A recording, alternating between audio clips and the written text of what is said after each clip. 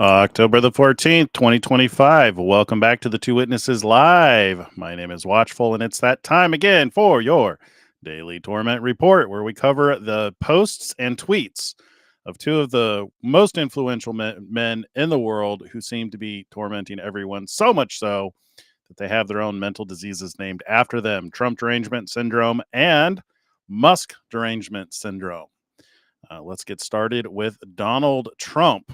Now, forgive me if I cry. The first time I listened to this, I could not stop bawling just listening to how Donald Trump opens this. It literally brings tears to my eyes. I hope it does the same for you. We gather on a day of profound joy, of soaring hope, of renewed faith, and above all, a day to give our deepest thanks to the Almighty God of Abraham, Isaac, and Jacob. It should now be clear to everyone throughout the region that decades of fomenting terrorism and extremism, jihadism and anti-Semitism have not worked. They've been a disaster. They've just killed. They've killed. From Gaza to Iran, those bitter hatreds have delivered nothing but misery, suffering, failure, and death. Through glory and heartache, we have built industries together, we have made discoveries together, we have confronted evil together, and we have waged war together, and perhaps, most beautifully of all, we have made peace together. And this week, against all odds, we have done the impossible and brought our hostages home. The God who once dwelled among his people in this city still calls us, in the words of Scripture, the turn from evil and do good. Together we've shown that peace is not just a hope that we can dream about, it's a reality.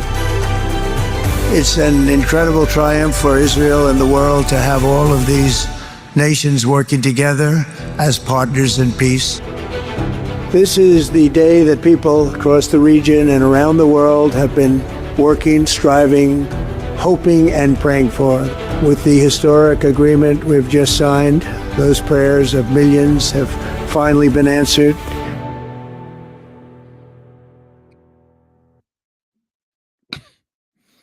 Give me a minute.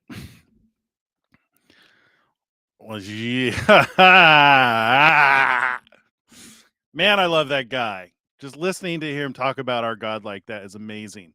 This is a time for peace, man. I mean, the more he brings peace, the more he negotiates these conflicts and brings them to a point of resolution, is just the more we see God living through us. It warms my heart to hear him talk like that. It's pretty amazing. Can you guys hear me okay? My audio sounds a little quiet. I was playing around with my settings. I think I may have messed them up. Let me know if you guys can't hear me all right. All right. Well, that's a great way to start the day. So he posted that about 21 hours ago, probably after the Peace Summit, put together that little video. So far, so good. As far as I know, 20 hostages have been returned alive, and they are being taken care of. And not all of them have been returned. They're still missing some of the remains. So that is still happening. So let's continue on in his timeline here.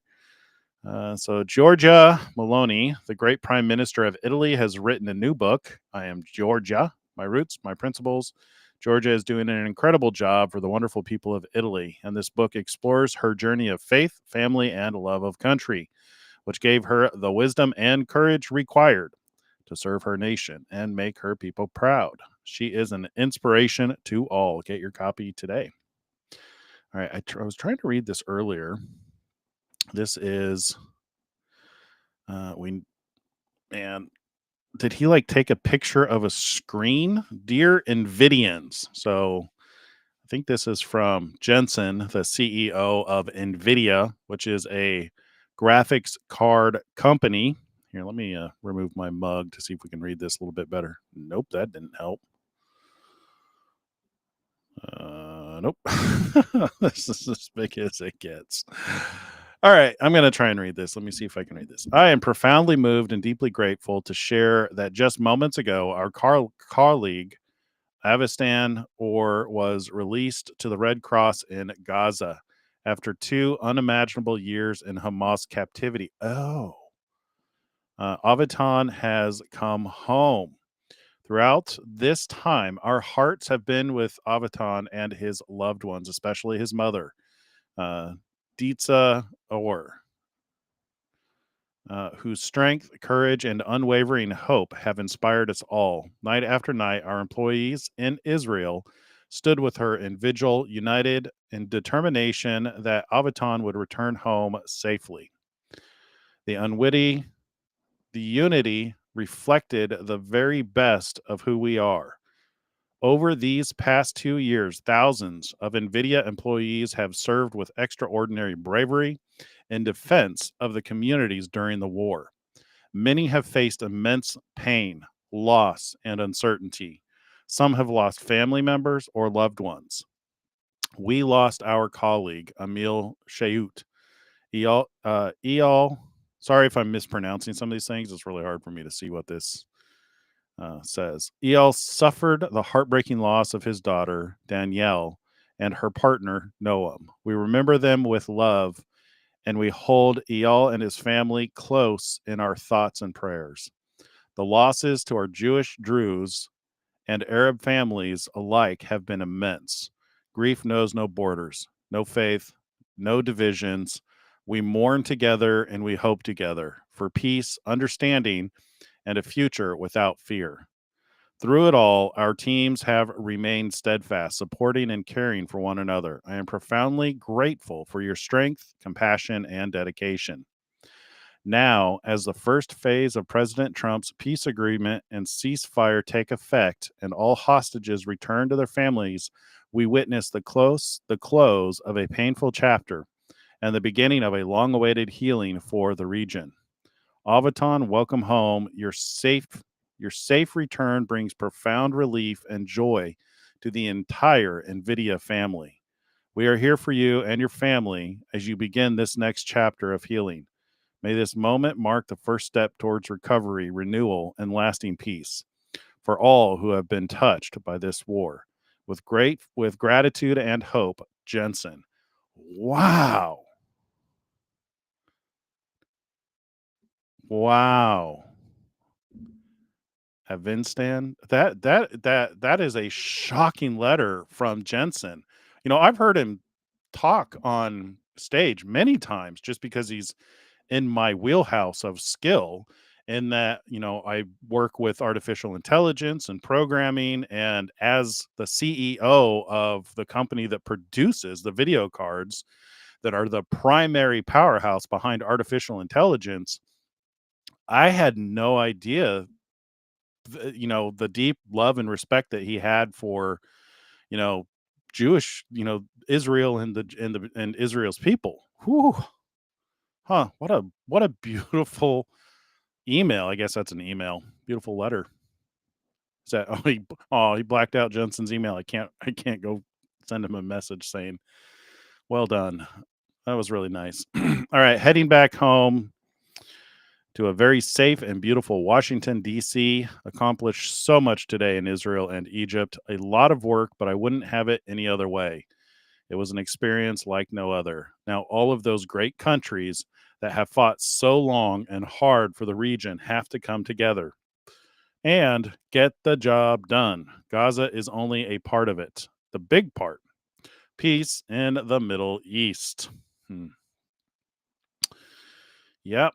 Time magazine wrote a relatively good story about me, but the picture may be the worst of all time. They disappeared my hair and then had something floating on top of my head that looked like a floating crown, but an extremely small one. Really weird. I never liked taking pictures from underneath angles, but this is a super bad picture and deserves to be called out. What are they doing and why? Obviously, they're playing to the No Kings protest that's coming next week, trying to paint you as a king. Good Lord. Time magazine. The world hates him. I was watching Tim Pool before coming on the show, read an article about Chuck Schumer, who is calling for an uprising and violence against Donald Trump. Who in their right mind can call for such a thing for a man who is literally negotiating peace around the world? I mean, it's insanity. It is the dragon has come to earth, knows he has a short period of time, and is really reaching. It just shows that Christ is coming back. This is evidence that Christ is coming back. The peace may not last. Obviously, the dragon is pulling out every last stop, but this is amazing. This is very exciting. I'm so glad we're doing this. I love reading this. I love going through this stuff. All right, just got back from the Middle East. What a point in time it was. The crowd for Charlie K's Presidential Medal of Freedom presentation is so big and enthusiastic that I moved it out to the new Rose Garden, where everyone can see the Presidential Wall of Fame and the Palm Court renovation. Enter through the main south entrance. Okay. Let's see. All 20 hostages are back and feeling as good as can be expected. A big burden has been lifted, but the job is not done. The dead have not been returned as promised. Phase 2 begins right now. President DJT. Don't forget to get a copy of my son Eric's book, Under Siege, which is breaking records everywhere. It's a phenomenal book. That's a must read for everyone. Congratulations. Okay, I'll get it. I'll read it. All right, more drug dealers nuked. Under my standing authority as Commander-in-Chief this morning, the Secretary of War ordered a lethal kinetic strike on a vessel affiliated with a designated terrorist organization, DTO, conducting narco trafficking in the U.S. Southcom area of responsibility. You'd think they'd learn. Just off the coast of Venezuela, intelligence confirmed the vessel was trafficking narcotics, was associated with illicit narco-terrorist networks, and was transiting along a known DTO route. Don't know why that was hard to read. Transiting along a known DTO route. The strike was conducted in international waters, and 6 male narco-terrorists aboard the vessel were killed in the strike. No U.S. forces were harmed. Thank you for your attention to this matter. It seems like this happens on a regular basis. You'd think they'd learn. This is another boat. Gone bye-bye. No more drugs for the U.S. That's one way to deal with the homelessness problem or the drug problem. If these sanctuary cities that are legalizing all the drugs, if they can't get them, that's great if it's legal. More power to you, sir. Let's see. I believe that China is purposely not buying our soybeans and causing difficulty for our soybean farmers is an economically hostile act. Okay, I read that wrong. I believe that China purposely not buying our soybeans and causing difficulty for our soybean farmers is an economically hostile act. We are considering terminating business with China having to do with cooking oil and other elements of trade as retribution. As an example, we can easily produce cooking oil ourselves. We don't need to purchase it from China. Yes, please stop buying the poison. Yeah, I'm so glad he's not a violent president, that he spends the time to think creatively to solve these problems.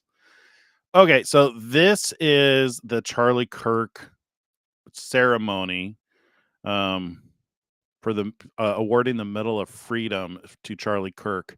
It's about an hour long. We're not going to watch the whole thing, but I do want to capture his speech because it's another tearjerker.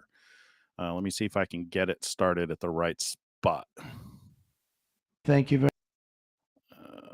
I think it was right there. That's where Charlie rode strongest. Nope. The best ones in the group are the ones that are less successful, but that happens too. No, they're all great, and they're here.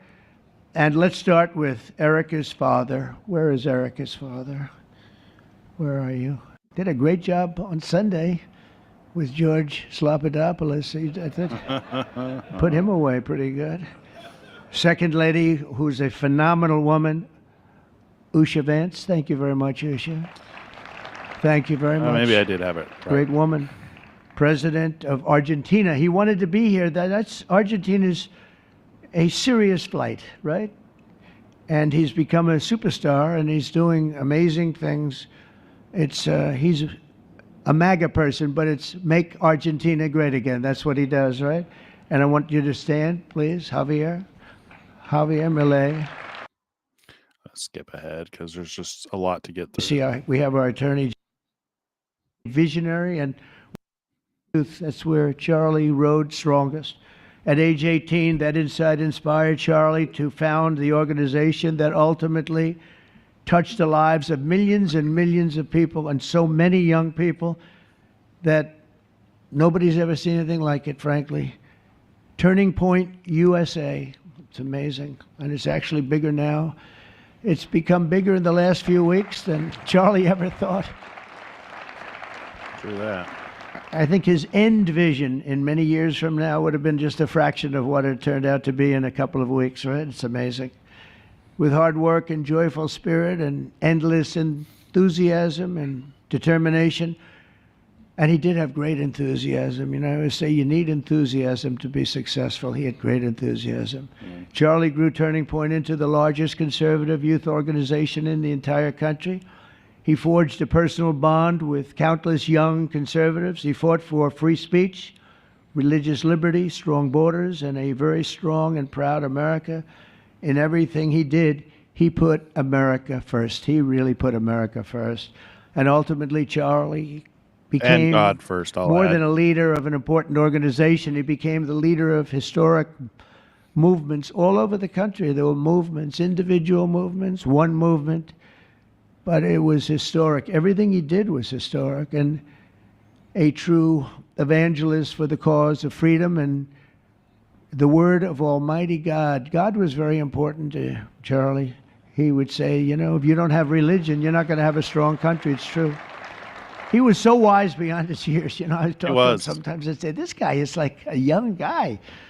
He was really a wise man. From the time Charlie worked on my presidential campaign in 2016, and he was there right from the beginning. He liked me. I don't know. I have no idea why. Because he could tell spiritually who you were. What was he thinking? He said, "You're going to win, sir." He knew you had God's I'm blessing running on you. against 17 senators and a lot of tough people and governors. We have all these people, and he said, "No, you're going to win, sir." He said, "Not going to be close." And he made it happen. He helped make it happen. I'll tell you that. Without him, who knows what would be. Maybe you'd have Kamala standing here today. Yeah. That would not be good. No. I will tell you, Javier. The war would be, the world would be worse. Promise. It would not be good. You agree with that, Howard? He also mobilized countless citizens to go vote. It's called Go Vote. Very simple. Mm-hmm. And with his help in 2024, we won more young people than any Republican by far in the history of our country. And we won the popular vote. We won the swing states, all 7 of them. Remember, they said, oh, well, if Trump could win 4, that would be nice. I win 7 by a lot, by a landslide. But the popular vote was massive. And we won the Electoral College. Remember, they said, well, it's going to be very hard. I'd say 270. Well, we got 312 to 226. And then we won something called districts and councils and different things. But in one case, we won 2,750 to 525. That's the one where you see the map is almost entirely red, except they have a little blue line on one side and a little blue line, meaning New York, and a little bit Los Angeles. I have a feeling that if the vote were 100%, we would have won that too. You want to know the truth. But he knew, and he knew very well, and he also understood honesty, and he was always concerned with honesty. He said the only way we can lose is if the cheating gets so bad, and that's where we came up with a little phrase, too big to rig. We said, go out and vote. Just go out and vote. And we had that. Remember, we used to say that all the time because people would say, oh, they're going to win. We don't have to vote. Let's go to a movie. We'll come home and watch later. And he wasn't about that. So we come up to, with really together, we came up with that phrase, we got to make it too big. I never made a speech where I didn't say at the end, now look, the polls are showing good. Don't believe the polls. He said, we're going to make it, Susie, right? Too big to rig. So if you think we're going to win by a lot, doesn't matter. Pretend we're losing. You got to go out and vote. They voted. And at 9:02, the whole thing was over, right? 9:02. Remember they said, oh, this could go a few days. Well, it went a few minutes. 9:02. And he knew that. And I felt it, but he knew it. He knew it. I think he knew it more than anybody. But Charlie never missed an opportunity to remind us of the Judeo-Christian principles of our nation's founding, or to share his deep Christian faith. In his final moments, Charlie testified to the greatness of America and to the glory of our Savior, with whom he now rests in heaven. And he is going to make heaven. I said, I'm not sure I can make it, but he's going to make it. He's there. He's looking down on us right now. It's so incredible. Look at this, how this turned out. This was supposed to be so dark and cloudy. Not dark and cloudy, is it? Look at that, how beautiful that is. There's no artist that can capture it as beautiful as it is today. Wow, it's amazing. As I said, on the day that he was assassinated, Charlie Kirk was a martyr for truth and for freedom. And from Socrates to think, and to St. Peter, from Abraham Lincoln to Martin Luther King, those who change history the most, and he really did, have always risked their lives for causes they were put on earth to defend. He was put on earth to do exactly what he was doing. He didn't want to waste time. He would have been a top student. Amen. At any college in the country. I know the college as well. He's smarter than the guys there. He's such a good memory. So smart. I wish I had But he Charlie almost, Kirk's I guess, memory. didn't have the time. He knew what he wanted to do. It wasn't like, gee, I want to sit in the classroom for 4 years listening to people teach me liberal principles, because they were never going to teach him that anyway. But he didn't have the time. He really didn't have the time. But every time the enemies of goodness and virtue tried to silence the voice of righteous and noble leaders like Charlie, they failed. They seem to fail. Ultimately, they look like they're doing well, and then they end up failing, because the truth has been unrelenting over the years, over history. And people like Charlie, it's just they've got a power that others don't have, and very few people will ever have. So today, like those martyrs before him, Charlie's voice, his message, and his legacy are stronger and greater than ever before. They are greater than ever before. Look, this is a horrible event, but it brought out the greatness of Charlie. Nothing could have ever supplanted this. It's incredible, the way people are talking about him. And with great love. I mean, I read so many stories about some of the enemies, but I watch the enemies, and it's hard for them to speak badly about him, because they just don't. And then you do have people in the days since Charlie's killing. We've seen exactly why our country so dearly needed his example. We've watched legions of far-left radicals resort to desperate acts of violence and terror because they know that their ideas and arguments are persuading no one. They know that they're failing. They have the devil's ideology, and they're failing, and they know it. They feel it. That's right. And they become violent. The devil has a short period of time left. His days are numbered. They've rammed vehicles into federal law enforcement, fired sniper rifles at ICE agents, and me, you know. Yeah. But I made a turn at a good time. I turned to the right.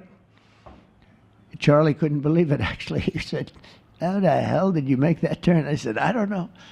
But fired rifles and threatened the lives of our Supreme Court justices, our great justices. They have to be protected. Yeah. We just issued a lot of money, $60 million, to protect the Supreme Court justices. Wow. Very important. We can't let anything happen. In places of worship, we're protecting our people. We've seen that a candidate for Attorney General in Virginia boasted that he would want to see the Republican legislature, a legislator in Virginia, shot in the head, and to see his children murdered. He actually said this. Yeah. They need to be brought up on charges. And now he continues to run for office, and most people continue to back him, but he said he wants his man shot. He said shot in the head and to see his children murdered. Unbelievable. And they keep running. Pretty amazing, right? That's a bad one. They're being separated into the goats and the sheep. Out, but that's a really bad one. Nobody's heard that one before. Especially in the wake of Charlie's assassination, our country must have absolutely no tolerance for this radical left violence, extremism, and terror. We're done with the angry mobs, and we're not going to let our cities be unsafe. We're going to make sure our cities are safe. When you have Chicago, where they had 4,000 people murdered over a very short period of time, 4,000 people, and then we have a governor stand up and say, oh, things are going swimmingly. No, they're not. We're going to make Chicago safe, just like we're going to make. I saw that. Look what we did in D.C. It's so nice that we started here, because this was one of the most violent places in the United States. It'd be dangerous to be right out here. But you couldn't go to a restaurant. The restaurants were all dying. The whole place was dying. You'd have these gorgeous, look at the Washington Monument over there. You'd have these gorgeous buildings and monuments and structures. And people were afraid to leave their apartment. They were afraid to go to work. They'd get into an Uber and they'd feel safe, and then the Uber would be attacked. They thought they made it to safety, and then the Uber was attacked on the trip in. But we've done a great job, and now it's considered a totally safe city. We haven't had problems. It took us 12 days to make it great. We took out, Pam, 1,700 hard criminals, career criminals in many cases, but these are hardened criminals. Many of them came in through the Biden open borders. We brought them back to the countries. He just kind of, because when he goes off script, that we put them in jail. We don't want to take a chance that they could get back in, because no matter how good we do, somebody can sneak in. They were so violent and so I get bad. it as a public speaker. One arrested 28 times. Every time he left prison, he'd get into a violent incident. 28 times. And we put him away for a long time. He can be but we're done with the angry considering mobs. how much we're done he does with in it. a This day. is such an unbelievable place right now. You take a look where you can walk down the middle of the street with your wife or your husband. Your children can walk. They can walk alone. It doesn't matter. They can walk anywhere in Washington, and they're safe now. Keep going. If this were a year ago, they'd have a serious chance of being badly hurt, even killed. They'd come in from Indiana, they'd come in from Iowa, they'd come from Florida to see their nation's capital, and somebody would have to call the parents, I'm sorry, but your son or your daughter's been killed. Not anymore. You hear those sirens going off? That's good. That's a good sound. That means they either got the bad guy or they're going to stop the bad guy. You didn't hear that sound because nobody wanted to do anything. Nobody. Listen to the beauty of that sound. Seriously. And that's the real deal sirens. They're not politically correct sirens. You hear they're about 3 miles away. That's great. What a beautiful sound. Sirens. They're stopping crime. That's what they're doing. So we're done with the voices of fools. They're fools. And death threats, and we're going to make our cities safe. And I thought it was Charlie's, one of his biggest dreams was that he couldn't believe it. Chicago's going to be a great city again. We've already, we sent people in there 6 months ago, and this governor said, well, crime is down. Yeah, that's because we had the FBI in there for 6 months, just preparing it for the bigger surge. And they've done a great job, the cash and the FBI. They've done a great job, and they love doing it. They love being able to do it. They were restricted from doing it. They're they going couldn't after do anything. Antifa. I can't wait to see what they do now with they're Antifa. Totally unrestricted. All they have to do is stop crime. That is and they're doing it. By the way, Memphis, as you know, you heard they went in about a week ago. One of the most dangerous places in the country, really in the world. It's not just the country. They have very few cities that would compare to some of these cities. You go to Afghanistan, you say, oh, that's unsafe. Well, the crime numbers are much better than the crime numbers in places that we have. So Memphis, I understand, is doing unbelievably in 1 week. It's like a different place. And this took 12 days, and then after that, we just perfected it. I think it's one of the but things after that 12 days, people. we had good safety here. After 1 month, it's like, the truth. It's really amazing. And by the way, restaurants are booming. Restaurants are opening up. The big problem we have, you can't get into a restaurant in D.C. anymore. So they're opening up. It's a beautiful thing to see. It's called safety. It's called law enforcement and letting them do their job. And that's why I said last month that I have directed the Attorney General and the Department of Homeland Security to confront the very real threat of left-wing terrorism in our country. It's a real threat. Not when you confront it, it's not, because they're not brave people. In fact, they're cowards. When you confront them, they immediately fold. You have to see them fold. You have to see them crying. They fold. but it includes He's dismantling the almost done. networks that fund them and finance them, and we're finding out who those networks are. We already know quite a few of them. When you see these violent incidents and then you see people holding this gorgeous sign with beautiful wood, beautiful cardboard, wood, everything's perfect paint job, and they're all the same. They're You know, his speechwriters, I can't imagine that they're able to keep up with him because he's just constantly on the go from one thing to the next thing. And he does a lot of these off the cuff. I think that's probably why he tends to ramble sometimes, is just it's like when you speak so much publicly, I imagine he forgets where he is. So he just makes sure to always cover his bases. thousands of them. You know that they weren't made in the basement out of love. They were made by anarchists, and in some cases wealthy. I'll probably find some of my nice friends that are up there being so nice to me, especially lately. They're being very nice. But it surprises you who they may be, and you almost wonder why would they do it? But they're hurting our country, and we're really taking it back one by one. If we didn't go into Los Angeles early on in the administration, the commissioner, the chief of police, Los Angeles, said if they didn't go in, we would have lost our city. Now, they already lost 25,000 houses to fire because they wouldn't let the water come in from the Pacific Northwest, which they should have done. I said, you better do it. They didn't do it, and we had 25,000 homes where they had no water in their sprinklers, they had no water in the fire hydrants. It would have been a different kind of a thing if they did what they were supposed to do. We had to break in. We broke in and had the water come down. Mm-hmm. They said for the environment, great, they lost 25,000 houses. It's incredible. But the commissioner said without the federal government and President Trump's intervention, we would have lost the entire city. And we have the Olympics going there soon. I got the Olympics. We have the Olympics. We have the World Cup. And we have, most importantly, we have the 250th anniversary of our country. That's going to be most important. And all of these things are happening. And we're going to have after safe seeing so cities. many religious very, very safe cities. being So subjected 1 to month the after evil Charlie's they death, impose on we still people, feel the terrible I shock have and the almost pain of the his paranoia loss, about like just about becoming them. nobody I just don't I want can think to. of. Charlie Kirk was one of a kind. He was unstoppable. And he really was. Boy, when he had an idea in his head, he would call me, sir, please, you haven't done it yet.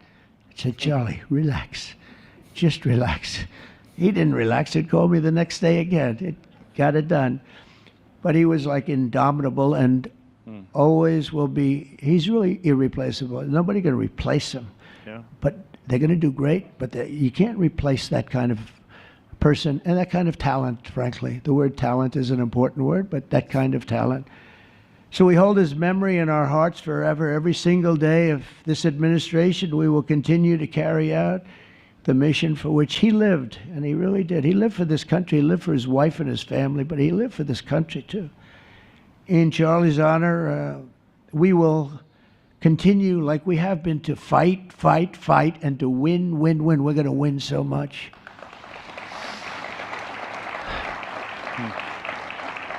So the Presidential Medal of Freedom is a big deal. You have the Congressional Medal of Honor, military, and the Presidential Medal of Freedom, which is civilian. And the Presidential Medal of Freedom is a really big deal. Very few people get it. Very few people, frankly, qualify. It's a decision of the president, but it's a qualification that's a very hard one to get. And I would like to ask, if I might, the military aide to read Charles James Kirk's citation for the Presidential Medal of Freedom. Thank you very much. Thank you.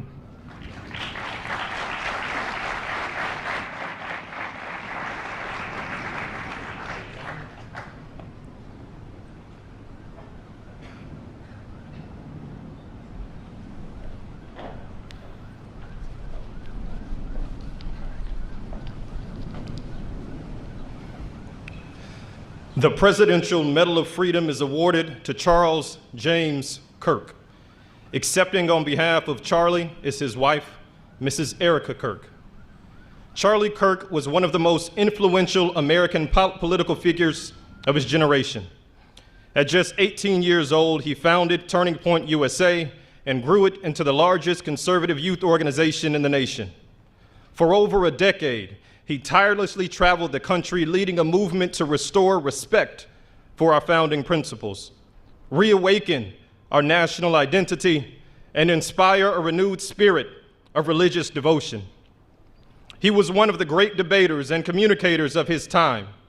Despite receiving repeated threats, he remained undeterred and modeled courage, logic, humor, and grace to the next generation. On September 10th, 2025, at age 31, Charlie Kirk was assassinated while addressing a group of students. The United States honors him as a martyr for truth and freedom.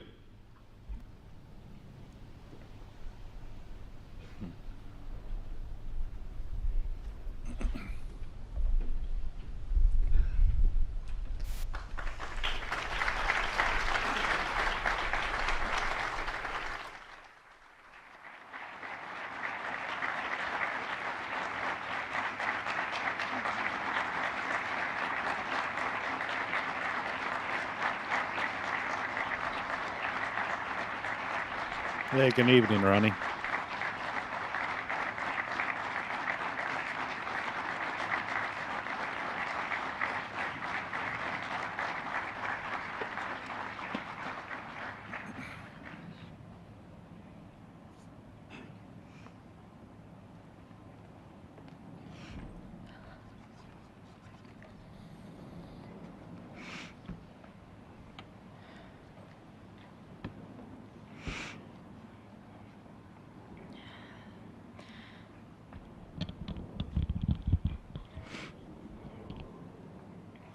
Thank you, Mr. President, for honoring my husband in such a profound and meaningful way. And thank you for making this event a priority amid the peace process in the Middle East. Thank you. Very grateful. Charlie always admired your commitment to freedom, and that's something that both of you shared. So thank you. Your support of our family and the work that Charlie devoted his life to will be something I cherish forever, so thank you. To our gracious First Lady in her office for making this event possible, thank you as well. It's beautiful. To Vice President and the lovely Usha fans, your friendship has been an unbelievable encouragement. Thank you. And to all our friends and family that are here and watching from all around the world, thank you for loving us. Thank you for praying for us and for believing in what Charlie believed in. And to our Turning Point USA staff and the Charlie Kirk Show staff, we love you more than you could ever know. And to the Turning Point USA chapters that are watching all across America right now, you are the heartbeat of this future and of this movement. Everything that Charlie built, you guys are the legacy holders of that. You are living proof that his mission did not die with him. It lives through you. And Charlie always said the next generation will decide whether freedom endures. And because of you, I know that freedom will endure. It will.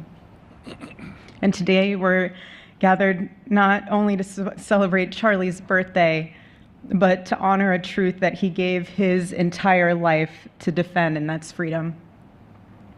The very existence of the Presidential Medal of Freedom reminds us that the national interest of the United States has always been freedom. Our founders etched it into the preamble of our Constitution, and those words are not relics on parchment. They are a living covenant. The blessings of liberty are not man's invention, they are God's endowment. Charlie lived for those blessings, not as abstract words, but as sacred promises. He used to love to journal about this topic all the time, and with such a heart postured of gratitude And he believed that liberty was both a right and a responsibility. And he used to say, freedom is the ability to do what is right without fear. And that's how he lived. He was free from fear. He was free from compromise, free from anything that could enslave his soul. His name, Charles, literally means free man. And that's exactly who my husband was. He was a free man. And from the time I met him, sitting across from him, being interviewed on politics and philosophy and theology, anything that Charlie loved, any topic he loved. And If you I just saw if the you haven't fire seen in his his interview soul, of and there her, was this she came in expecting an divine interview for a job, restlessness within him and he that came ended. He from wasn't knowing going to God hire her. placed He was him going on to this date her. earth to protect something very, very sacred Cute. for all of us. And he never stopped fighting for people to experience freedom. He didn't. Charlie often said that without God, freedom becomes chaos. And he believed liberty could only survive when anchored to truth. Yep. And I remember in one of his speeches, he told the audience that the opposite of liberty isn't law. He said it's captivity. And that the freest people in the world are those whose hearts belong to Christ. That makes sense. But what's so powerful is that Charlie had the ability to communicate so brilliantly across all generations. And he reminded us that in a world that tells us freedom is, doing whatever you want to do, the real freedom is the power to live freely and to do what is right. And in one of his journal entries, he wrote that he wanted everyone to know that you can't have liberty without moral responsibility. Freedom divorced from faith eventually just destroys itself. And what's so fascinating about all of this is looking back these past 12 years of Turning Point USA and his mission, there's almost this veil of sacredness. Because what I realize is that while he was building an organization, he was also building a movement. One that called people back to God, back to truth, and a movement that was filled with courage. And ironically, for a man who impacted millions, Charlie never desired to be the center of attention. He just wasn't. My husband was not a man of extravagance. He loved simple but deeply meaningful things. Truly. He loved his late night walks. He loved buying more books than he could ever read because he felt there was no such thing as a book budget. And he loved being able to read to our kids the same bedtime story on repeat because he knew it was their favorite. But to him, that was special. And he loved to sit in the sun on a Saturday morning with his cup of decaf coffee, and his phone was off because he was honoring the Sabbath. And for him, it was that moment to catch his breath and just be in peace because he was unreachable at the moment. That's the best time And to he sit and preferred listen to quiet God. birthdays. It's on the Sabbath. But that never stopped me from telling him. I told him every single year, I said, That's baby, fine. I love your birthday. I said, because it's the day that God knew the world couldn't go another day without you.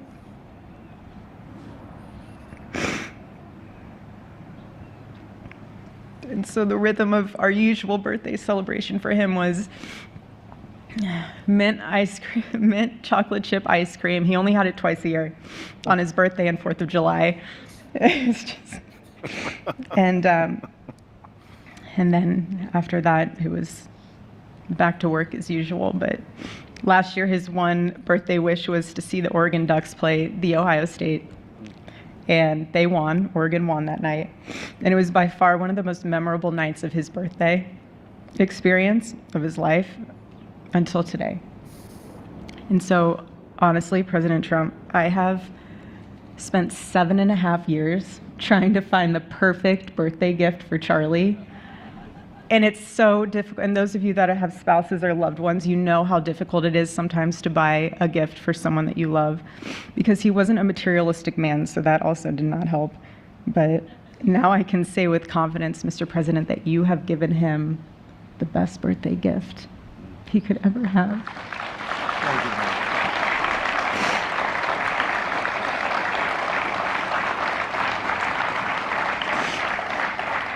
It's such an honor and the recognition of a life lived for defending freedom. And that's what Charlie fought for until his last breath. And it was written across his chest in those final moments on one of his simple t-shirts that always carried a message, and this one bearing a single word, freedom. That was the banner over his life, and that shirt was a declaration.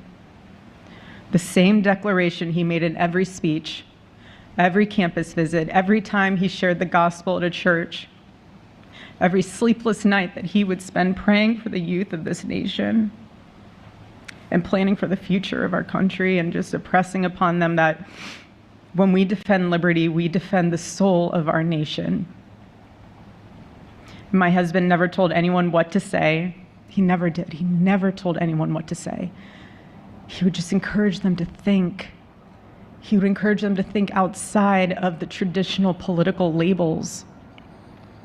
He would want them to think in a way that was anchored in wisdom and truth. But he would never tell anyone what to say. Charlie wasn't content to simply admire freedom. He wanted to multiply it. He wanted to multiply freedom.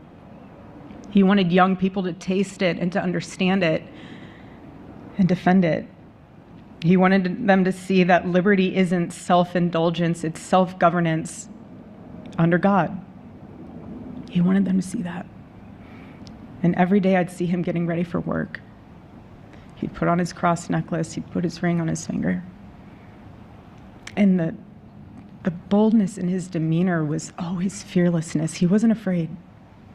He was never afraid.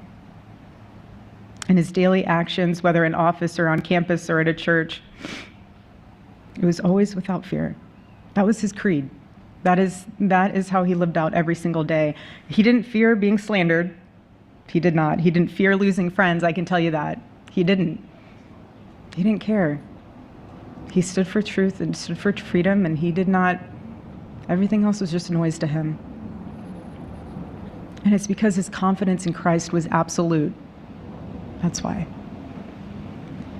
There was no limit to what he would have sacrificed to defend freedom for all. And if the moment had come, he probably would have run for president, but not out of ambition.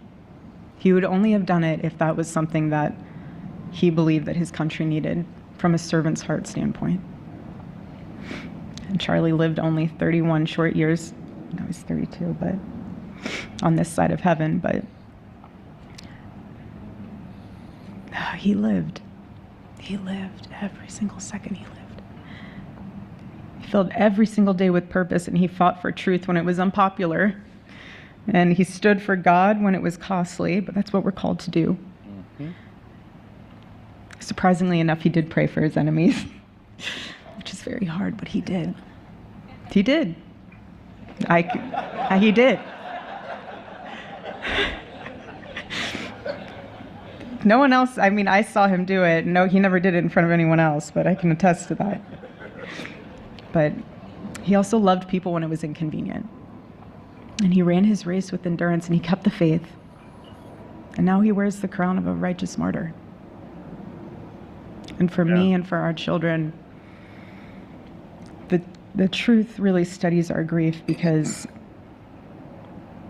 heaven gained what earth could no longer contain. A free man made fully free. And to all watching, this is not a ceremony. This is a commissioning. And my message is simple. I want you to be the embodiment of this medal.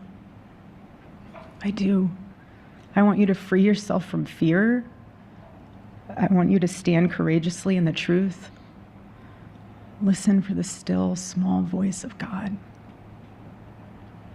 And remember that while freedom is inherited in this country, each of us must be intentional stewards every single day. God began a mighty work through my husband, and I intend to see it through. And the torch is in our hands now. It's in mine, it's in yours, it's in all of yours, it's in all the students with Turning Point USA. And before I close, I'll share with you that I asked our daughter what she would like to say to Daddy for his birthday. Excuse me.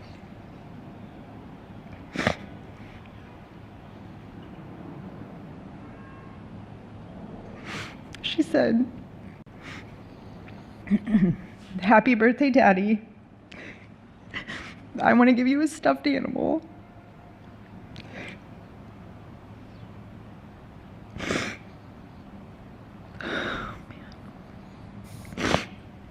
I want you to eat a cupcake with ice cream, and I want you to go have a birthday surprise. I love you," is what she said. And while our son is precious, he can't yet speak, in classic Kirk family fashion, his actions spoke louder than his words, and his gift to you, Charlie, and myself for that matter, was deciding to become the man of the house and be fully potty trained at 16 months. But Charlie, baby, I know that you're celebrating in heaven today, but gosh, I miss you. We miss you, and we love you, and we promise we'll make you proud. And Charlie's life was proof that freedom is not a theory, it's a testimony. He showed us that liberty begins not in the halls of power, but in the man of a heart surrendered to God. And so today, as we honor Charlie with this incredible Presidential Medal of Freedom on his birthday, I stand here with tears and just a humbled heart and spirit, because his story reminds us all that to live free is the greatest gift, but to die free is the greatest victory. Happy birthday, my Charlie. Happy Freedom Day. God bless you.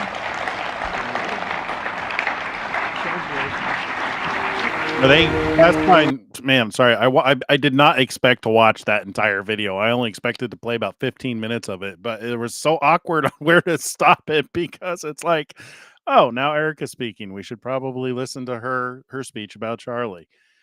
Oh man, I miss Charlie. I really did enjoy his videos. I see him every time one comes up in my feed. I watch it. Um, he just had a mind like iron, and he could remember the details. It really made good counterpoints in his arguments and his debates, which is really important for somebody, when to change somebody's minds. Facts are very helpful. And he sure did have a lot of stuff memorized, but I do miss him. He definitely deserved that Medal of Freedom. That's for sure. I do believe that he played a pivotal role in Donald Trump being elected. All right, let's move on. Let's see. Great meeting today with Javier Milei. He is doing the right things for his country. I hope the people of Argentina understand how good a job he is doing and will support his work during the upcoming midterms so we can continue to help him achieve Argentina's incredible potential. Javier Milei has my complete and total endorsement. He will not let you down. Make Argentina great again. Congress. Okay, now he does a bunch of endorsements. I'm just going to read who he's endorsing because there's a bunch of them here. Congressman Bob Onder is a MAGA warrior who's doing a fantastic job representing Missouri's 3rd Congressional District. Congressman Neil Dunn is a tremendous representative for the great people of Florida's 2nd Congressional District. Congressman Kat Comack is doing a fantastic job representing the wonderful people of Florida's 3rd Congressional District. Congresswoman Laurel Lee is an incredible representative of Florida's 15th congressional district. Congressman Tim Moore is a tremendous champion for North Carolina's 14th congressional district. You know, one thing that is interesting is it seems that he learned from his first term. He did a very good job. As a matter of fact, I think some of his appointments and his endorsements are also what contributed to him winning this second term. It's amazing how God works in these situations, even in the future. But one thing I think that he does that is so powerful is the people he endorses. Uh, Congressman, because I mean, you can see some of the judges and the stupid things they do to hinder progress and to try and hinder um, um, peace, peace and love and all the good things. Congressman Vince Fong is a terrific representative for the incredible people of California's 20th congressional district. We're almost done. Congressman William Timmons is doing a truly fantastic job representing the wonderful people of South Carolina's 4th congressional district. Congressman Russell Fry is an American First Patriot who's doing an incredible job representing South Carolina's 7th congressional district. Add Congressman Tom Cole is a tremendous. Oh, how does he do this? I mean, does he have a list that he goes through and reads all of these things? Does somebody write them?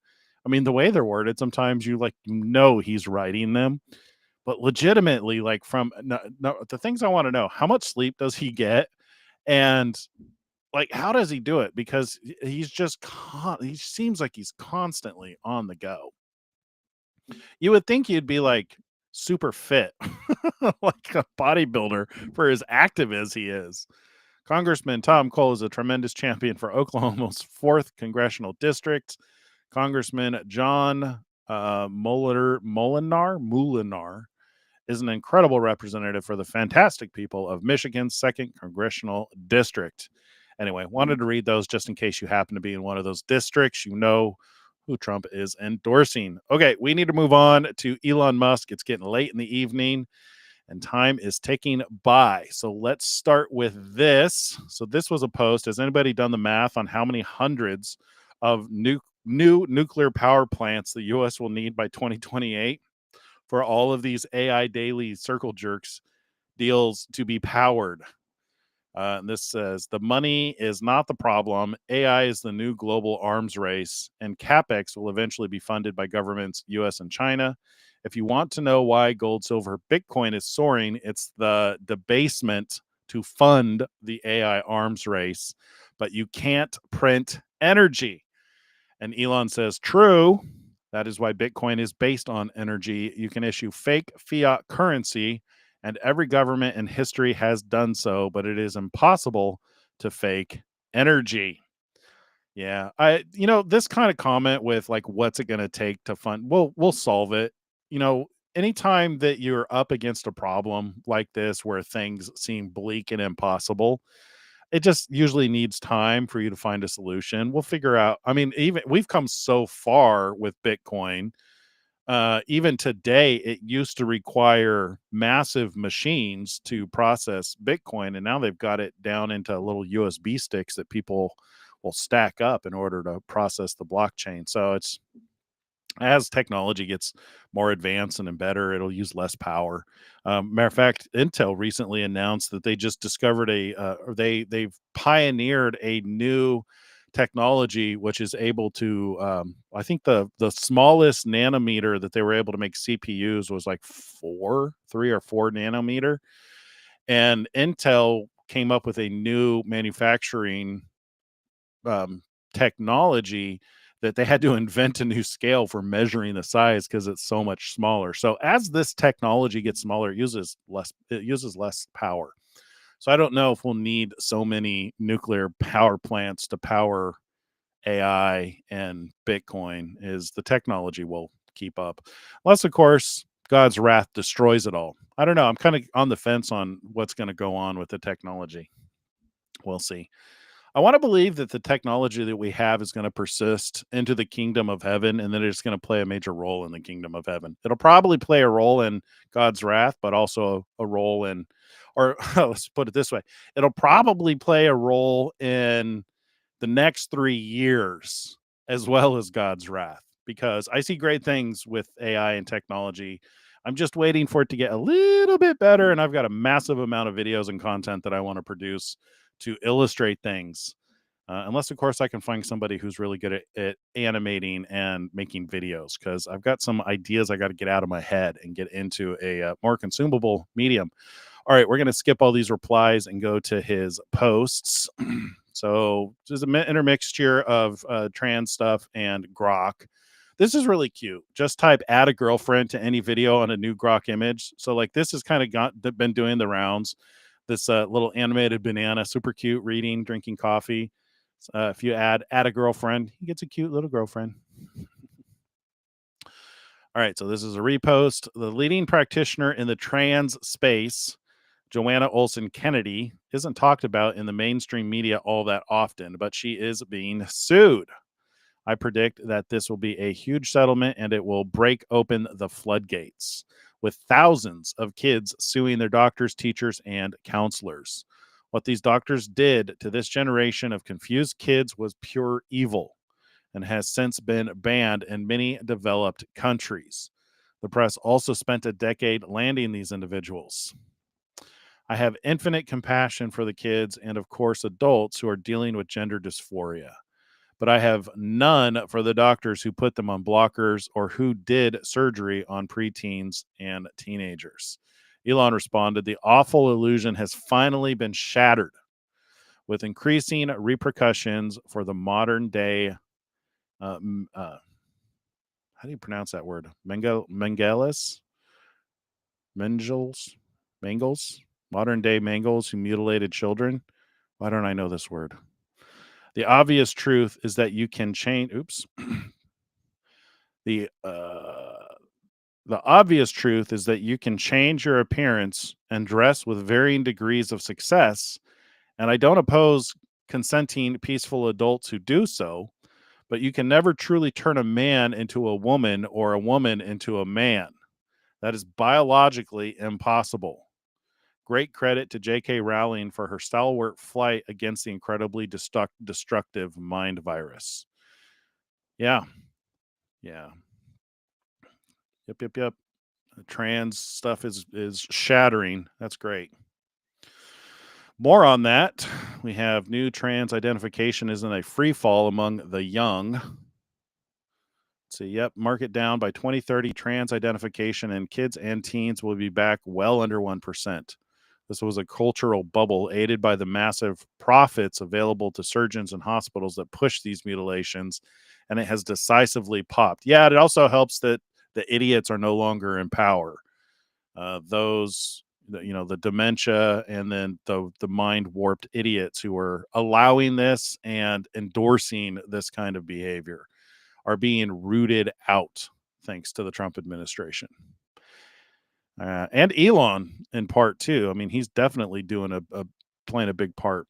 All right, the improvement of the X feed over the past year is incredible. X team has finally got to the bottom and wiped spam and engagement bait now are extremely rare.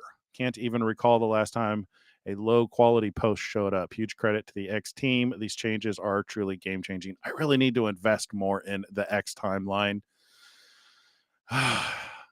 Maybe I need to start posting on the X timeline or something like that. We broadcast to X, but I don't really use X as much as I should. Considering what he's doing with X, I think it'll be a powerhouse tool for reaching out. Our goal is to record the prophecies being fulfilled. John 14, Jesus said, the reason I tell you these things beforehand is so that when they'll happen, you'll believe. I truly believe that the end time prophecies were encrypted or enshrouded or hidden, if you will, until such a time so that when they start to happen, we will believe that Yeshua was truly the Messiah. And I think the people who it's going to affect are both the Jews, the children of Israel, and the Christians, those who truly follow and love Christ. And I think what we're going through right now it could very well be the separation of the sheep from the goats. because those of faith are being challenged and tested right now, and those who don't know God are being challenged and tested right now, and the ones who are worthless are being divided out amongst the flock. I think that's what we're seeing. I think that's why there's this division between the left and the right.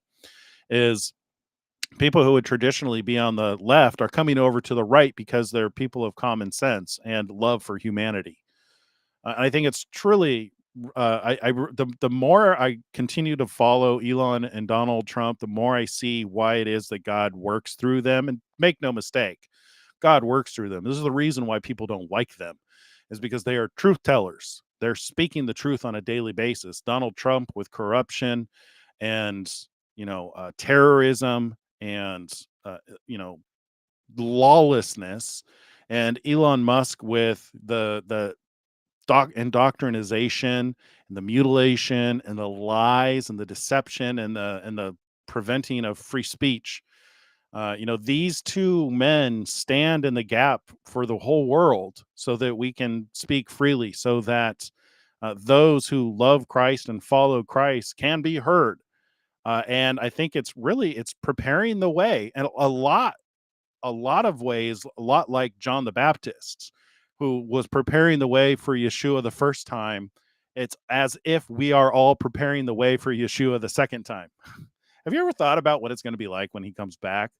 Like, I mean, I think I don't, like people will imagine what's that saying? You're like a dog chasing a car. If you imagine if you actually caught it, you wouldn't know what to do with it once you did. It's kind of like that, to where it's just like, so many people are imagining Christ returning. Many don't imagine him returning in their time, in their life. A lot of Christians, I believe, are in that boat because they don't believe we're in the end times. There's a big crowd of people who don't believe we're in the end times, so they can't really imagine who he is or what things are going to be like when he comes back, when he returns. But then you have a growing number, which we're few, but we're growing, those who realize that we are in the end times, who have varying degrees of imagination on what it's going to be like. And I find myself wondering, it says he's going to come in the cloud. So does it mean he's going to show up in a spaceship?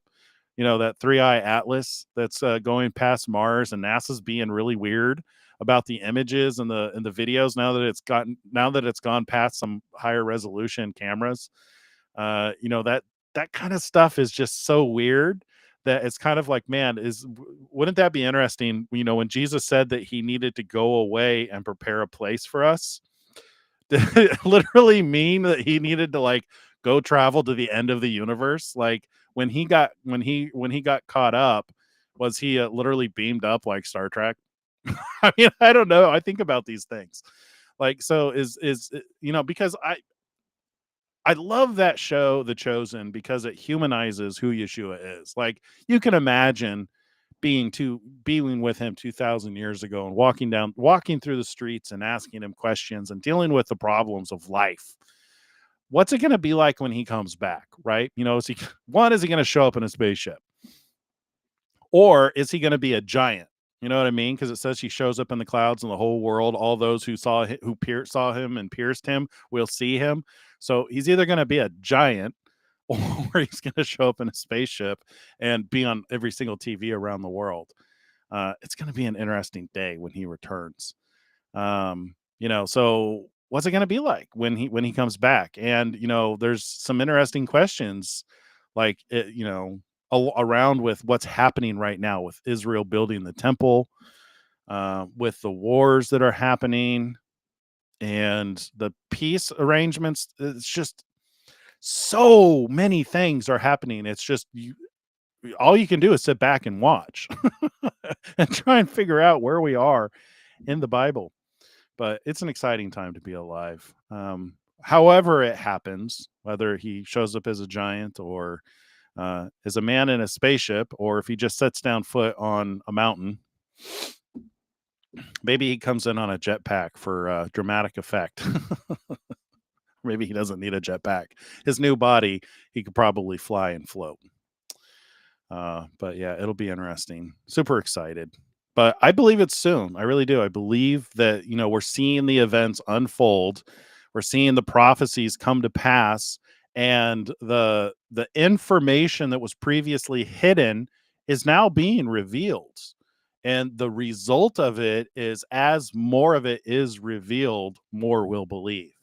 All of those who are written in the Lamb's book of life will believe. And I can see a day where there's no longer Jew or Gentile, that we're all just one people. And we're living peacefully on the earth. There's no more Satan. There's no more adversary. Um, Reigning 1,000 years with Christ. I'm just saying buzzwords now.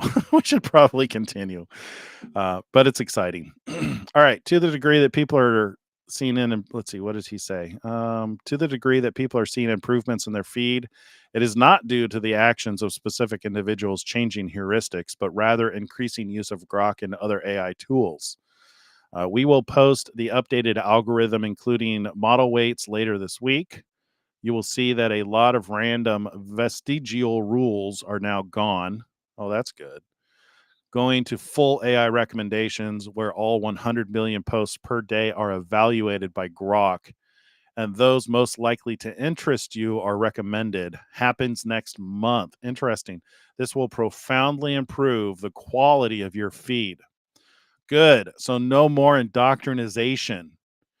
Now you'll actually see stuff that you're interested in, not stuff that's designed to agitate you and keep you addicted to scrolling.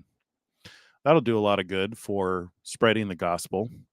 Shortly after that, we will build the ability for you to dynamically adjust your recommended content. Example, show me less politics. Awesome. Well, that's cool. Glad I read that. All right. Let's see. It's not trendy anymore. What's not trendy? Oh, yeah. The awful illusion has finally been shattered, with increasing repercussions for the modern day Mangles who mutilated children. The obvious truth is that you can change your appearance. Oh, we already read this. Yeah. All right. Turning Point USA. A life lived boldly, a legacy remembered forever. Happy birthday, Charlie. Seeing the SpaceX employee laughing and cheering and chanting USA is what it's all about for me. I effing love these kids, their company, and their leadership. Me too. So exciting. It's such an exciting time to be alive. Mastering the first and last 5% of each drive makes FSD 14 truly special. The way it pulls into parking garages and parks, plus unparks, makes it where now 100% of your drive is on full self-driving. I can't wait until it gets to my car. Stupid Cybertrucks don't have it yet. Okay, so this is Annie. Had a boyfriend. Yeesh, good Lord, guys. All right, Grok. Grok ranking updates. Yeah, we know it's doing great. That's the pinned post. I like these cute little tails, and I've added a boyfriend. Okay, enough of the boyfriend stuff. Amazing work by the artists. Starlink deployed. Deployment on Starship looks straight out of Star Wars. Oh. This is how they deploy Starlinks.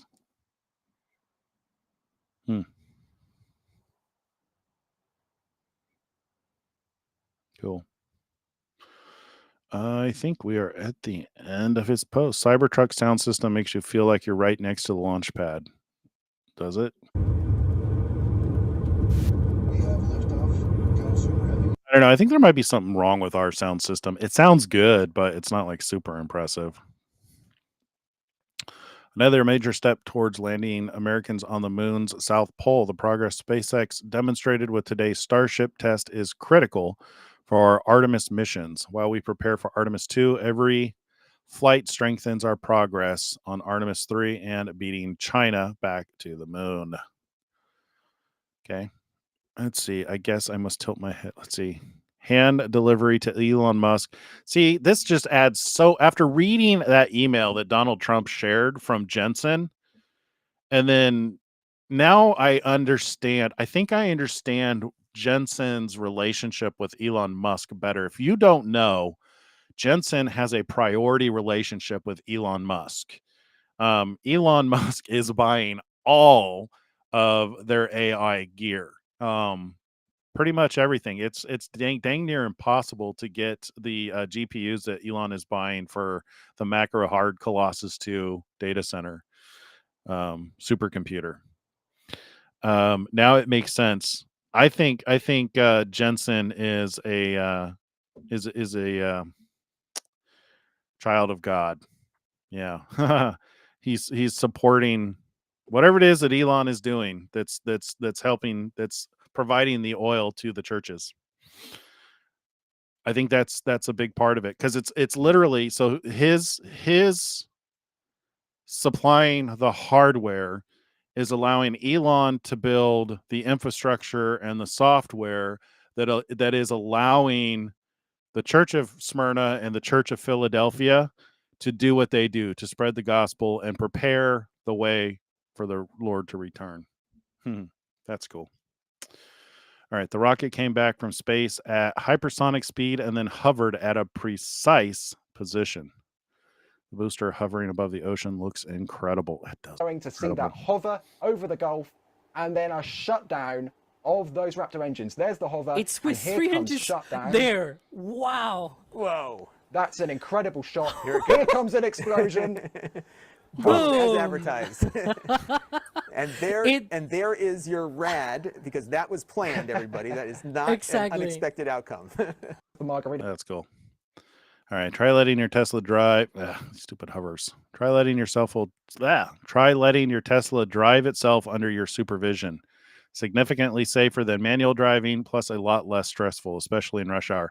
I'll tell you, I have a hard time staying awake when I have full self-driving on. I don't recommend doing it when you're alone, because when you're driving with full self-driving supervised, if you don't have some like interaction or something, and you can't take your eyes off the road. They have a camera in the car that will yell at you if you take your eyes off the road for more than like 5 seconds. So like it's enough time to just like glance down at your phone or your instruments. But if you linger too long, because it's driving, the car is driving itself. If you linger too long, it will start to warn you. And if it warns you, I think it's 3 times, it will turn off full self-driving. It will literally pull off to the side of the road and say, no more self-driving for you. You have to drive the car. So yeah, I hope that they can get to the point to where it's unsupervised and I can actually take a nap, because sometimes being in a car alone with full self-driving is tiring. But it is nice when you have people there to keep you awake or something to do. It's freaking awesome. It's amazing. You can drive infinitely, and carry on a conversation and eat and not have to worry about anything, because the car drives itself. I'm so excited to drive the new 14. Okay, let's see, what is this? So to celebrate DGX Spark shipping worldwide starting Wednesday, our CEO, Jensen Huang, just hand delivered some of the first units to Elon Musk. Whoop, I lost it. Hand delivered some of the first units to Elon Musk, chief engineer at SpaceX.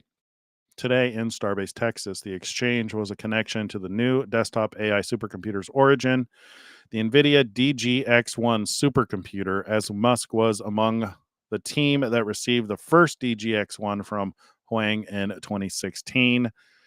This is why Grok is so fast and the image generation is so fast, is because Elon and Jensen's relationship. Elon is getting first dibs on the hottest tech. See our live blog for details and on more early deliveries to developers, creators, researchers, universities, and more. Yeah, I saw some reviews on this. It's interesting. Huh.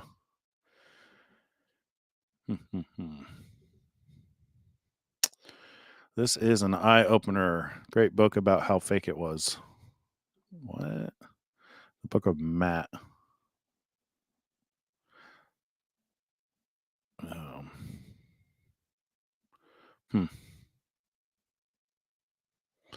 This is one of the most significant cultural psyops of my adolescence. The LGBTQ movement constructed a careful narrative that Shepard was murdered for being gay, started a foundation around it. It was heavily propagated on colleges and K-12 education students. It was all a lie.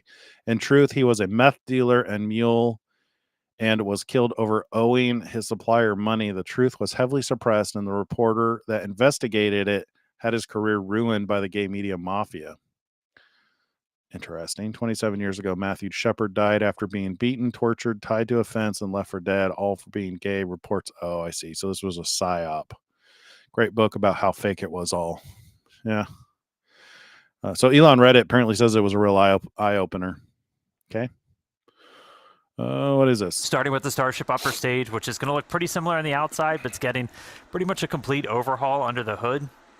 We're getting major design changes to its propulsion system that's going to accommodate that new version of Raptor, which puts out higher thrust.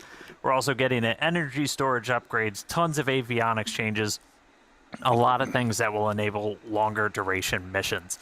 One notable thing you'll start seeing on the outside are these new docking adapters, which we'll use when we bring two starships together for propellant transfer. That's a core capability of Starship that we're going to demonstrate next year. Oh, interesting. Bottom line, though, this is the Starship we're planning to use for all of our next major milestones: orbital missions, return to launch site and catch, reuse, propellant transfer, and then making our way to the moon and Mars. Now, super heavy. We've shown some of this off, some of this hardware already coming out of the factory. It has upgrades like this, a redesigned fuel transfer tube. That thing's roughly the same size as the first stage of a Falcon 9 rocket. That channels all that cryogenic fuel down to Super Heavy's 33 engines. We made it bigger. It's basically a rocket inside of our rocket that gives us a faster, more reliable flip and simultaneous engine startup. New booster also going to have an integrated hot stage, a lot more vent area, and it's designed to be fully reusable. Pressure from those engine plumes gets vented out, mostly offset just by the pressure in the fuel tank. That is the top of the fuel tank. And then we add a non-structural layer of steel on the top that helps take all the heating. It's mapped to where all the high heating goes. Grid fins also getting a big change, going from 4 down to 3. You know, seeing this stuff is one of the reasons why I legitimately wonder if Jesus isn't going to come back in a spaceship. You know what I mean? It's like, you know, God has really done an amazing work in Elon Musk. You know, when he started SpaceX, I'm sure many of you know the story, but for those of you who don't, when he started SpaceX, he tried buying the rockets initially. He went over to Russia and tried to buy decommissioned intercontinental ballistic missiles.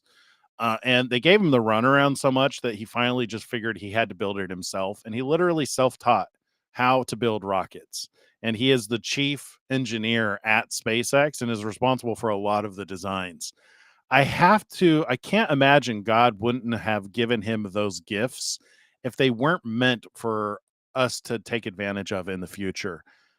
It really would not surprise me if when Christ comes back that, you know, we don't spend 1,000 years here cleaning up the earth and then move on to exploring the universe. Wouldn't surprise me in the slightest.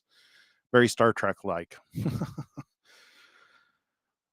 Let's see. I think this is actually the end of the feed. SpaceX has released a new video of their Starship tile factory, which currently produces over 1,000 tiles per day. Produce enough tiles for 10 ships per month, which is about 7,000 tiles a day, Wow. or a tile off the line every 13 seconds. So yeah, the bakery is well on its way to providing Starship with all the tiles for missions to Mars and beyond. And for today's flight, we've made a modification to the heat shield tiles. Dan, do you mind filling us in on what's being referred to as the Crunchwrap tile? Absolutely. I always love to get to do a little show and tell. So, tiles covering Starship. Now, they're kind of all next to each other. There's a small gap in between all of them. You got to leave a little bit of space as that metal underneath will expand and contract. That way they don't crunch into each other and start breaking. However, that lets some of that plasma kind of seep through, and we see really high heating on the sides and then down on the metal. To help fix that, we have this, the crunch wrap that everyone has heard about. So we take essentially that's called Vulcan felt that we then wrap around. And so as these tiles are next to each other, you've got a small bit in between that's going to help offset that heating. It's just one of the ways we're continuing to iterate on this heat shield, getting towards rapid reusability. Hopefully it's going to help Starship live Moss. You know, everything is just going to get us to that end state of a fully and rapidly reusable vehicle. So cool. All right. Well, that's the end of his feed. Let's go over here to chat. How you guys been doing? I kind of skipped over your discussion between Judy and Fury. I'll let you guys figure out what it is that you guys are trying to conclude. Let's see. Charlie died on my birthday. Oh, I'm sorry to hear that. Or I'm happy to hear that. Happy birthday. Not happy to hear that Charlie died, but I'm so thankful that you were born. Don't talk to me about freedom and truth. I hear you, Fury. Seeing the rise in cost of my energy bill to fund AI power plants. Yeah, that's one of the things that is. Yeah, power is an issue, but and Elon Musk typical manner is it doesn't mean it's an impossible task, so we shouldn't try. Even with him building the rockets, or what? There's another actually a better example is him starting Tesla. There were a lot of reasons why electric car manufacturers gave up early before they realized the potential of electric cars and self-driving cars, is where people see something as too hard or impossible. If that stops them, they never realize the fruits of their labor. But Elon Musk, in very much a pioneering engineer manner, continues irregardless of what's impossible. It's like, what can we solve for today? The problems of tomorrow will take care of tomorrow. And that kind of mentality is what has allowed him to constantly find solutions for the things that people said are impossible. And that will be true for energy as well. I have all the confidence in the world that once Christ comes back and we finally have world peace, we'll probably use more nuclear. We'll probably use a combination, Christ may come back and give us answers to technology that we never even imagined. But assuming that we work with the technology that we have, it would not surprise me if we just don't all go nuclear, because one of the reasons why we don't have nuclear plants, nuclear is one of the best, cleanest energy sources. The problem is it's also a weapon of war, and you can't in a world where it's hard to trust people, you can't allow potential enemies to have nuclear weapons, or nuclear capable weapons. But if that's all a thing of the past, where it's no longer an issue and everybody's getting along, I imagine we'll see a lot more nuclear power plants, and nuclear won't be an issue. That is assuming technology is a thing in the future.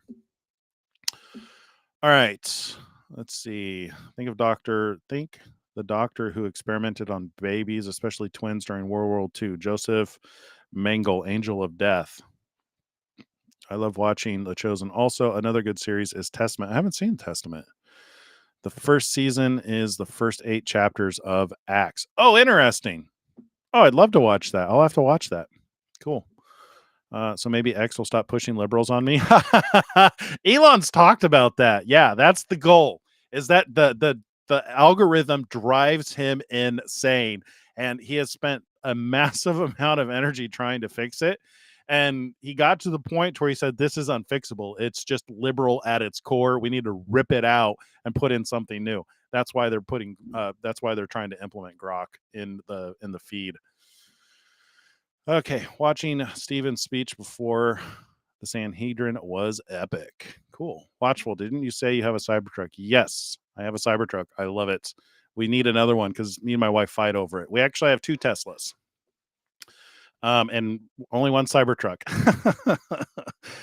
So me and the wife always fight over the Cybertruck. How does it do in towing? It is amazing at towing. You can tell you have something behind you, but the vehicle is so powerful that you don't feel it as though it's hard to pull something. So it will pull some, I think 11,000 pounds. It's pretty impressive on what it will pull.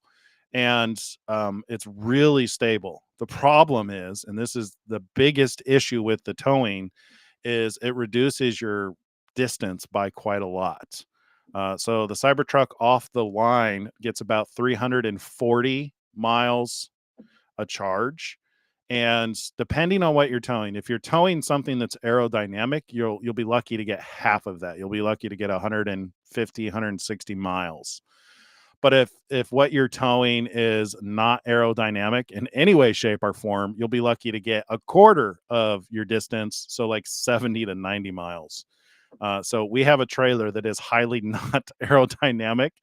And we typically charge about every 60 miles. It sucks.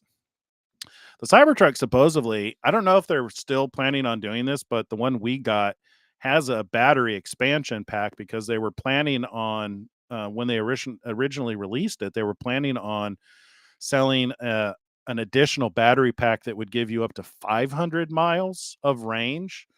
And then the idea was that with the diminished towing, or because of the amount of power it requires to tow, that you would get 250 miles. I don't know if they're still doing that. They put a stop on the expansion battery packs with no date in the future on when they're actually going to finish that work. So that one's kind of up in the air. So I wouldn't get it purely for towing unless you're only doing it for short distance. Short distance, it's absolutely amazing. If you're driving it every day for like work or something like that and you don't have to travel that far, perfect. If you have something like an Airstream that's really highly aerodynamic, perfect. But if you have like a toy hauler or an RV, there's square boxes that hit a lot of wind. You'll start your mileage will suffer. Unfortunately, that's the one thing we don't like about the Cybertruck. Start staring at the road is hypnotic. Yeah, that's the problem. It's like I'll sit there nodding asleep, and the Cybertruck will tell when you're sleeping. It'll tell if you fall asleep and will wake you up.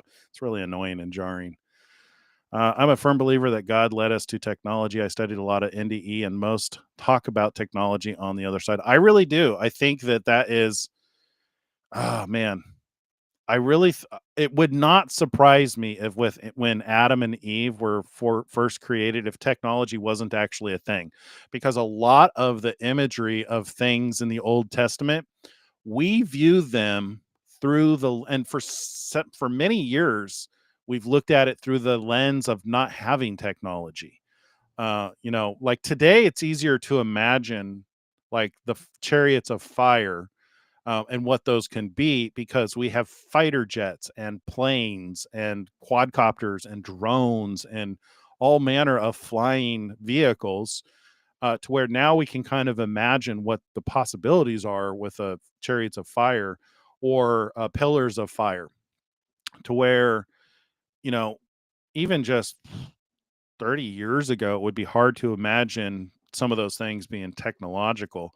But it would not surprise me if the reality of life isn't that, you know, there's a combination of the world exists. Because one of the arguments in Christianity is that the world is only 6,000 years old, right? And that God created it 6,000 years ago. But we can see from just, structures in the rocks and stuff like that, that there are cycles, and there's disaster cycles. It would not surprise me if the earth doesn't go through recurring disaster cycles.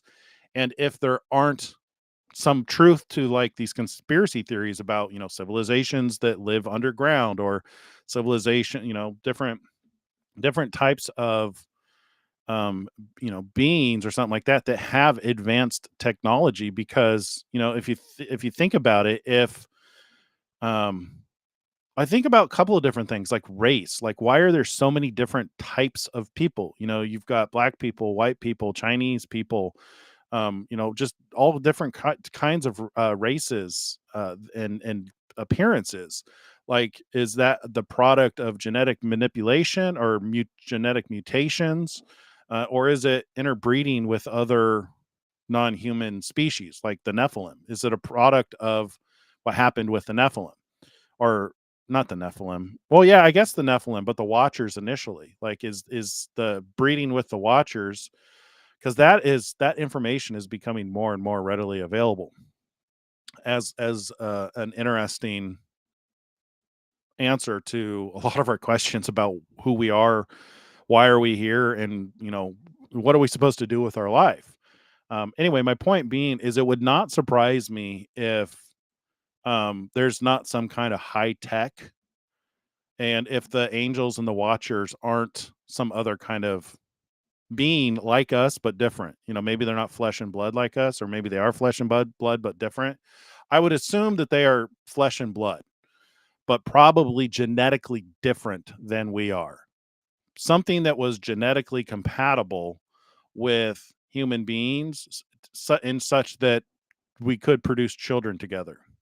And it wouldn't surprise me if that's not kind of the source of races. I don't know. I can't wait to have these answers, though. But I do think that technology is definitely, the way I look at it is the universe, everything that God has given us in the universe, where it's like when he put Adam and Eve in the garden, it's like he wanted to see what we would name things. He put us in there to till. I look at the universe that way, to where, everything that he's given is, we're free to learn and build and create things. Um, I think that's just part of like what keeps us busy. What if you don't have things to do, if you don't have things to discover and things to build, and things to look forward to, what do you do? I think that's part of the design of the universe, is discovery and invention and advancing through the different levels.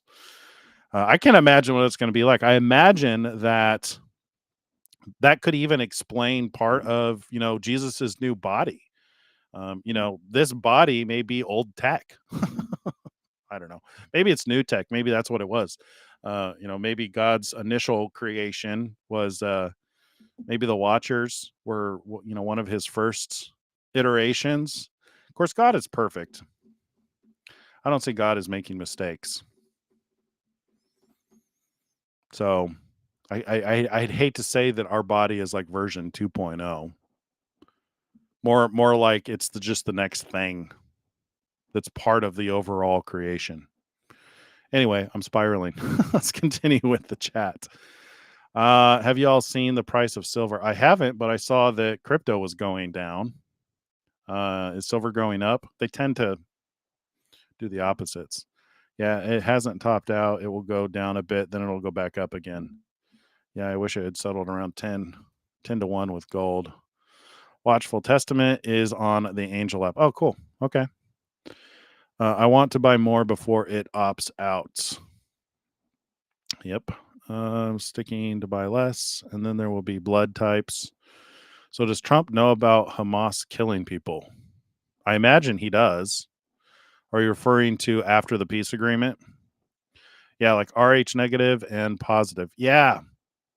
There is definitely something with genetics. Definitely, whatever happened in the Garden of Eden. That's one way of saying it, I guess. Whatever happened in the Garden of Eden, when God said, you can eat freely of all the trees of the garden, but of the tree of knowledge of good and evil, thou shalt not eat of it, for in the day you eat of it, thou shalt surely die. I believe that was a proclaimment on the genetics, to where the day that you start messing up your genetics, that's when you start to see death in your bloodline. And that's probably one of the things that Christ, his death, what it paid for to fix, so that we could get new bodies. All right. Let's see. There are machines that have been uncovered from centuries ago that defy explanation. Yeah. Well, even the pyramids defy explanation. $52. Yeah. Executions in Gaza after the peace agreement. Yeah.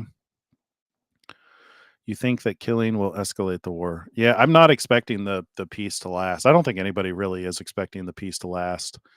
But again, it's one of those things that you have to try. I mean, it's like, what do you do? Do you sit back and just allow everybody to kill each other, or do you try to bring peace? I mean, maybe it was as a means to get the hostages back before they can move into phase 2. Trump is a master strategist. It just goes to show, somebody who has spent his life building businesses probably isn't as dumb when it comes to strategy and how to build things, even and taking care of potential competition, I guess, or potential enemies. Yeah. All righty. Well, do you guys have anything else you want to talk about before we go? Let me go see if there's anything else. Let me go see what's going on in Portland.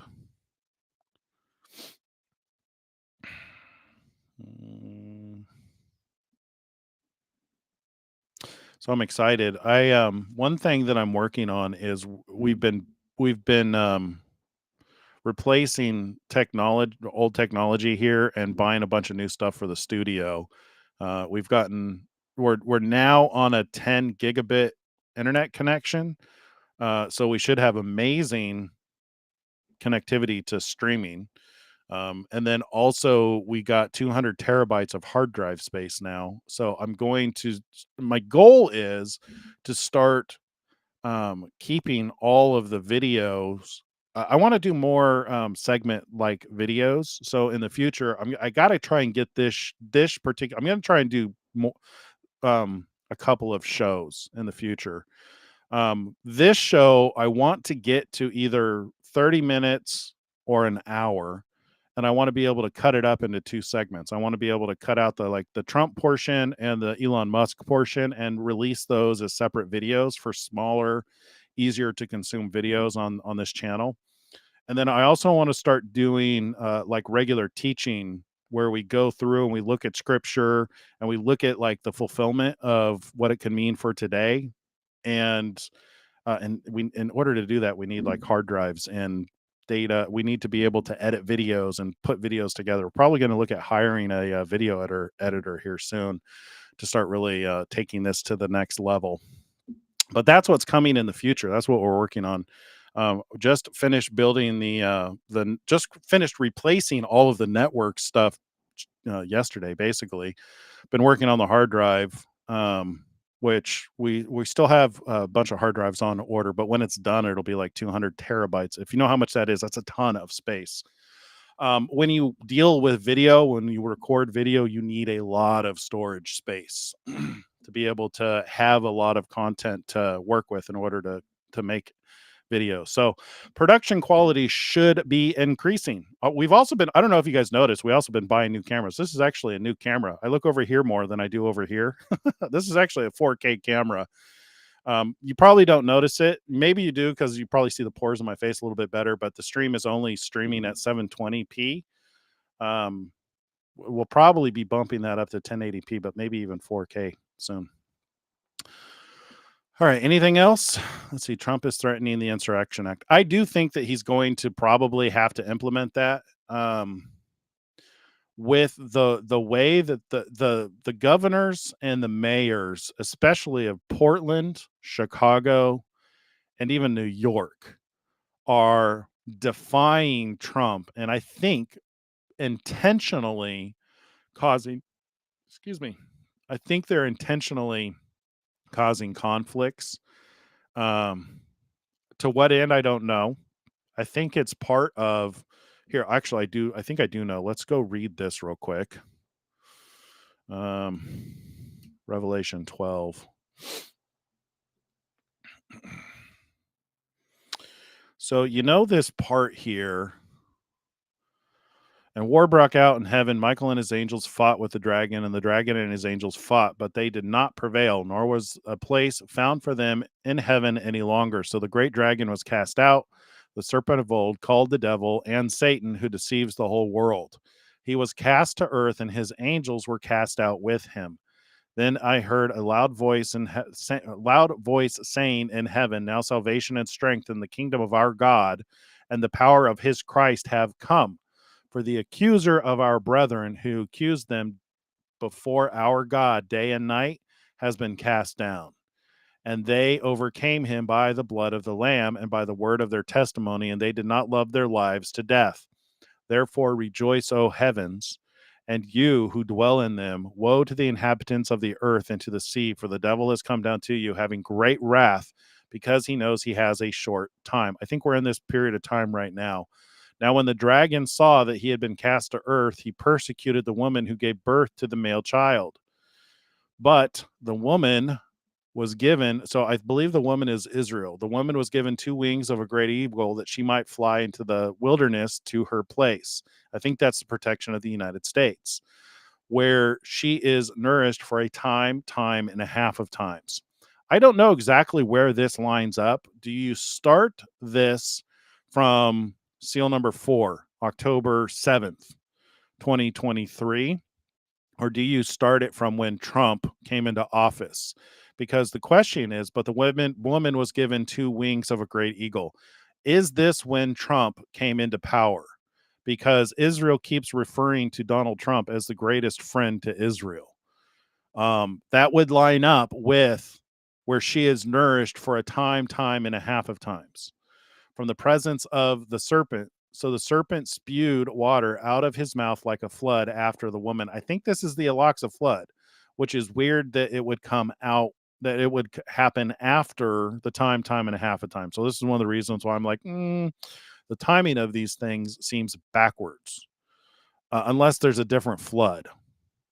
That he might cause her to be carried away by the flood. I do think that this is the Alexa flood, though. The order in the book of Revelations and even in Hebrew reasoning can be weird sometimes. Number one, they read left to right. And also some things happen out of order. So we just need to figure out, I need to have a better understanding of how to explain how being out of order could explain that this is the Alexa flood and this is the Trump administration. I just don't, I'm either wrong about it, or just don't understand how that order fits. Anyway, so the serpent spewed water out of his mouth like a flood after the woman, that he might cause her to be carried away by the flood.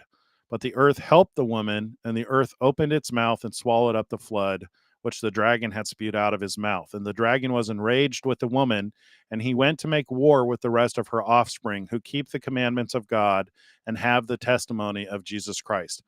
If we're not here right now, I think this is where we're going. So what we're seeing with Portland and Chicago, the defiance and the hatred, even Chuck Schumer came out and said that the leftists need to rise up against Trump. Since we're now coming to a kind of a close with the flood that was sent out after the woman, I wonder if that flood's not coming here. And I don't mean to say that as a means to fearmonger. I'm just showing you what's written. So what does this mean for you if that is the case? Yeah. I think this might be where we are. I don't know the exact order of these things. Maybe we've already been through this, but this seems to take place after the flood sent after the woman, and then she's nourished for a time and a half the times. I mean, this might be why we're seeing what we're seeing around the world. It might be that the United States is protected. That might be Philadelphia. There might be something there with the Church of Philadelphia that is protected. When God said, "Don't touch the oil in the wine," there could be something. That could be something about the United States. I don't know. But I do find it interesting. And the dragon was enraged with the woman and went to make war with the rest of her offspring. I look at offspring as like Christians. You know what I mean? Like the woman being Israel, and then the rest of her offspring, probably Christians who keep the commandments of God and have the testimony of Christ. Yeah. So that's what I got with that. Oh, let's see. They had executions in Gaza after the peace agreement. Trump warned that they will strike if Hamas doesn't disarm. Yeah. Trump is threatening the Insurrection Act. That would be good. See, Hamas keeps multiplying. Netanyahu thinks he killed them. The new heads will manifest. Did you watch the shooting in Milwaukee between the guy and the cops? No. Hitler had a huge eagle when he had a giant parade.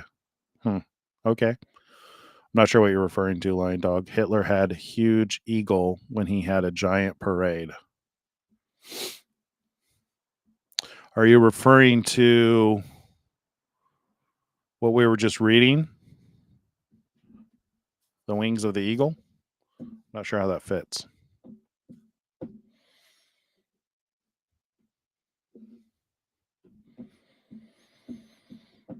Oh, I was going to go look and see what was happening in Portland. I'll give you a minute to respond while I go investigate. Tommy is doing what Tommy does. Of course. something interesting. Let me see if I can find it. Um,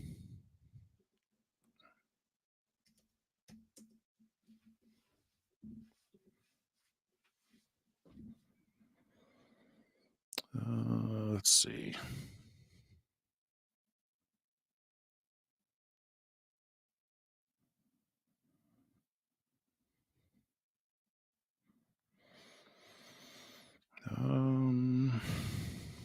I can't find it.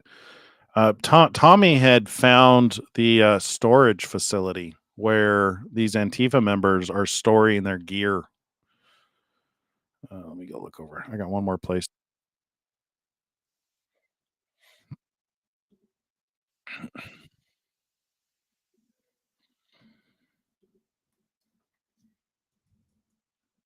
Oops.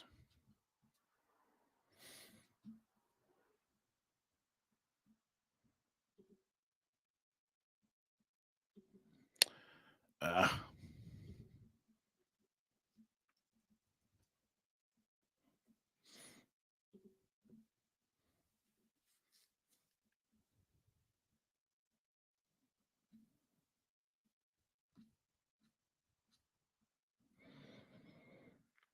no, I can't find it. I saw it earlier. He had followed some of the. Oh, here it is. Yeah, this is one. This is Nick Shirley reporting.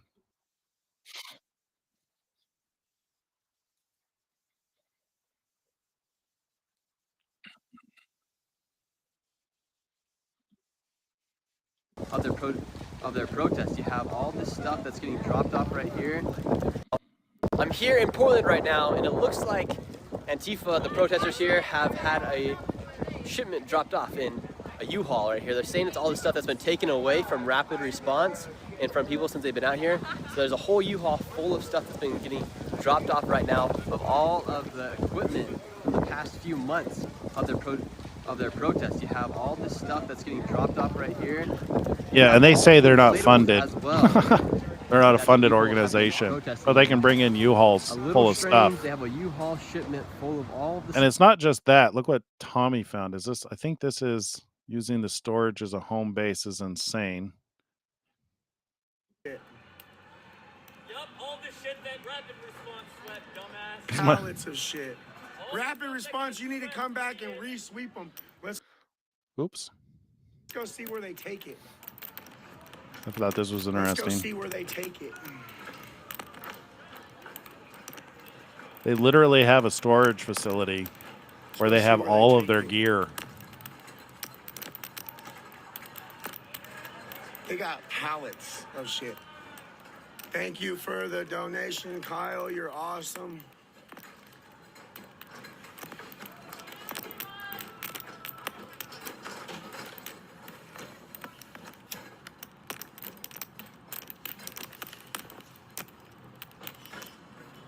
Yes, sir. There's nothing on those pallets. Let's go see where they take it. Stuff on that one.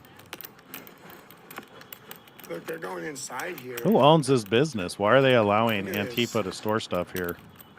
They're literally going inside of here. They're literally going inside. Yeah. Interesting. I'm glad Trump is bringing his attention to Antifa because they're up to no good. Yeah, I fully expect that Trump will probably have to implement the Insurrection Act. So I don't know what it's going to look like in America. One thing I will say is that there are more guns here than there are grass. So I can't imagine that any kind of, even if it's true about what there's, like Officer Tatum did a show recently about not Hamas, but Islamic terror groups that are hidden throughout the country. And there's been talk of another Hamas-like terror attack similar to the Al-Aqsa flood.